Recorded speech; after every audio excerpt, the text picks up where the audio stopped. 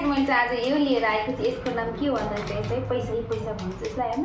योभन्दा पहिला पनि मैले 1-2 चोटि लिएर खाइसकेँ। कहिले पैसा परेको थियो त कहिले परेको थिएन।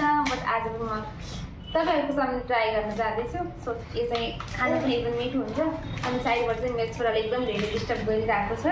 हेर्न सक्नुहुन्छ यो पनि आउँछ फ्रीमा।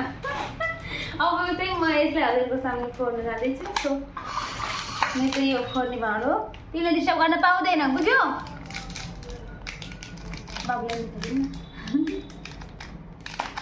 मेरो चाहिँ हतियार मेरो आफ्नै दाँत रहेको छ सायद त्यो हजुर। अब चाहिँ म यसलाई फोड्न जाँदैछु।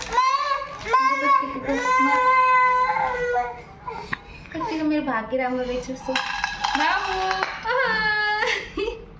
यसमा चाहिँ साथीहरू ओरेन्ज वाला चक्लेट परेको छ। 5 रुपियाँ हालेर लिएको थिएँ। 1 रुपियाँको एउटा मिठाई परेको छ। अब चाहिँ यसको पालो यसरी छैन। ओ माई गड, यहाँ त परेको छ साथीहरू। फाइनली मलाई 2 रुपियाँ भयो पनि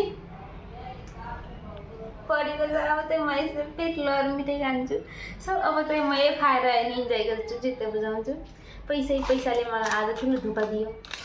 बाई बाई।